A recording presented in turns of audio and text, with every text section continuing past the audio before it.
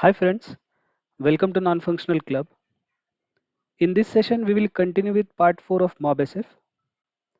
If you have not watched previous session, request you to first watch part 1 for thorough understanding of MobSF, also its installation using Docker on Windows machine. Next part 2 and 3 contains detailed analysis of Android APK and Apple IPA static report analysis using MobSF. In today's session, we will see how to analyze Android code zip file using static scan of MobSF. This session is useful for having early analysis of Android code zip file so as to target all vulnerabilities at early phase of development. So let's begin. So let's start with Docker Desktop. As we have seen in the previous sessions, we have already pulled the mobile security framework image and we have kept it in the container section on port 8000. So to run this image, we can just click on start. Once we click on start, it will launch on port 8000. So we'll click on open in browser to launch MobSF. Once MobSF is launched, we can just click on upload and analyze button to open the zipped code. So here I've kept the zipped code and we also have the APK which we have seen in part 2 for analysis of Android APK file. So I'll be using the same zipped code of the same APK file. I'll say open.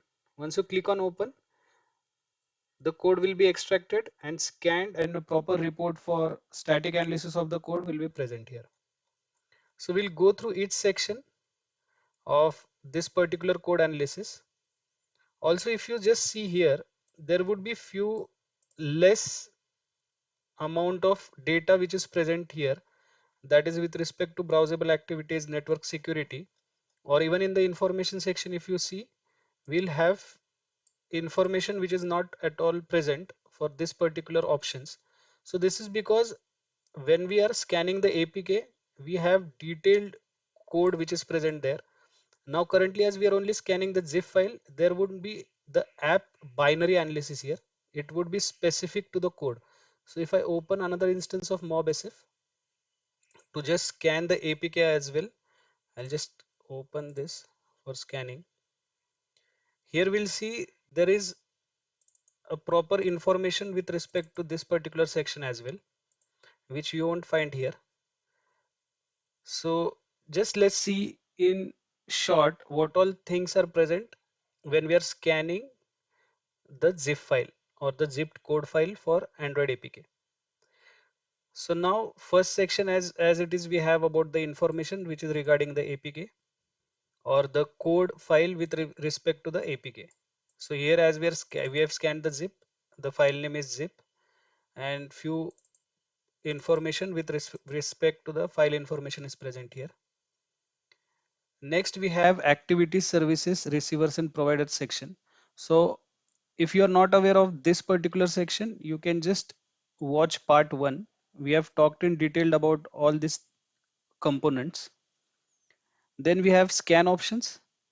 In scan option also, if you see, if I just check with the APK file, so this report is about the APK analysis. So here if we just navigate to this section, we'll have a dynamic analysis as well. Also we have few options with regards to Smali and Java code. So we can download the APK, download Smali and download the Java code. But if we navigate to the code section, here we'll have the manifest and view source. So if I just click on view source, it will navigate us to the section wherein we can check all the Java files with regards to the code which is present. So obviously we can segregate or we can take action in terms of if we are actually keeping some code open which can be used by the intruder going on in the process, that can be taken up, the action can be taken on that particular code and it can be mitigated. Next section we have is we can even view the manifest.xml file obviously, and we can check if all the present services, activities or permissions are properly segregated in this particular manifest file. Next, we have a section for application permissions. This is a very critical section in terms of what all permissions our application is using. And if those permissions are dangerous with respect to characteristics of Android, so here it will be marked as dangerous. Also, we can take actions on this particular permissions and see if we can, if we are using this particular permissions, those are properly handled in the application so that it cannot be further on manipulated by the intruder. Next section we have is Android APIs. So here the APIs are segregated with respect to content provider, inter-process communication, loading native code, local file input output operations, query database, and starting activity. So all the files are segregated with respect to the APIs here. We get to know which all files contain this particular part of the APIs. We can navigate to this file and check about those APIs. Then we have sections for browsable activities and network security, which are not present. The data is not present for this particular section. Then we have manifest analysis. So again, all the activities, content providers, or intents which are used in the manifest analysis are properly highlighted in this section. If we see for first intent filter exists activity, we can clearly see that API creates activity or credentials activity is not protected. So an activity is found to be shared with other app on the device, therefore leaving it accessible to any other application on the device. The presence of intent filter indicates that the activity is explicitly exported.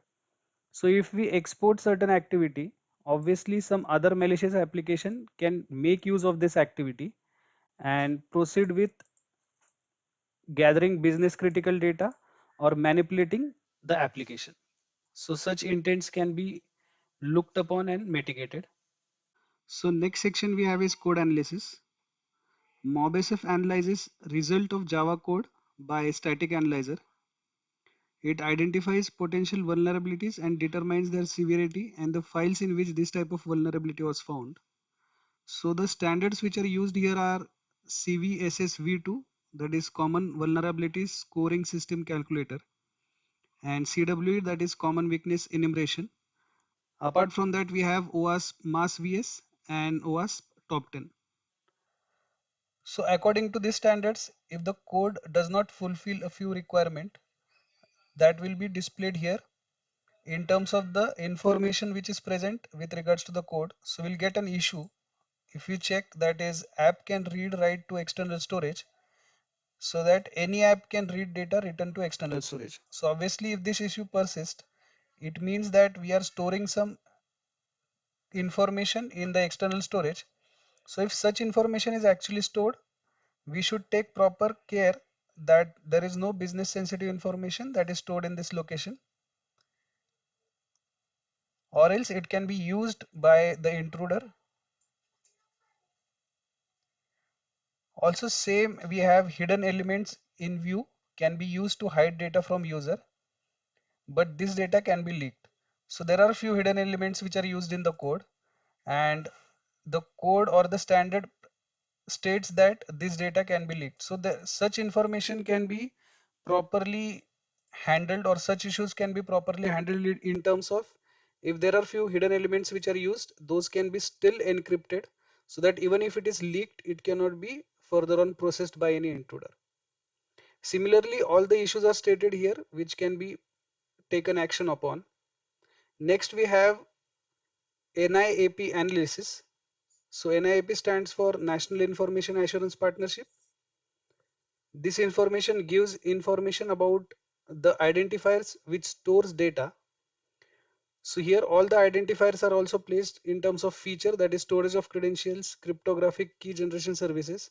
So again, about this section we have discussed in details in part 2.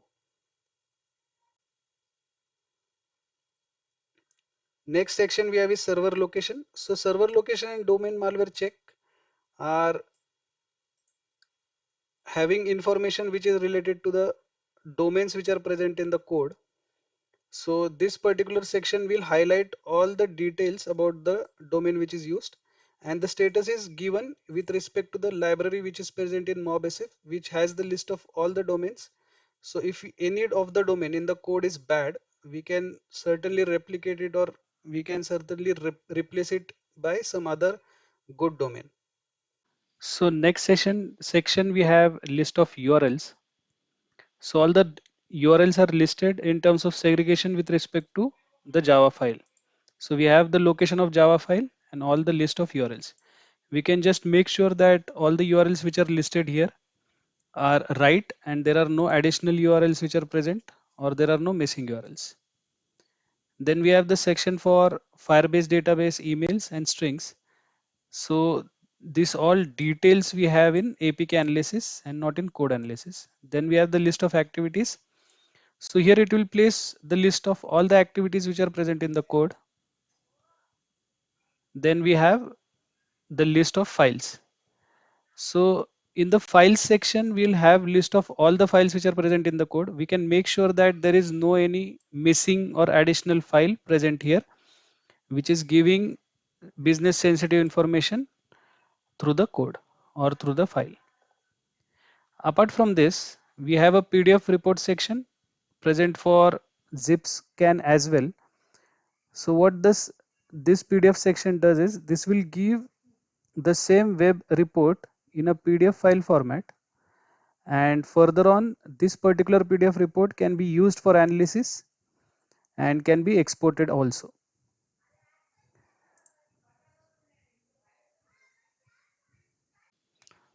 So this is about the static code analysis of a Android zip file. So that's about static analysis of Android code zip file using MobSF. Stay tuned for next sessions on more interesting security and performance tools. Don't forget to subscribe Non-Functional Club channel. Thank you.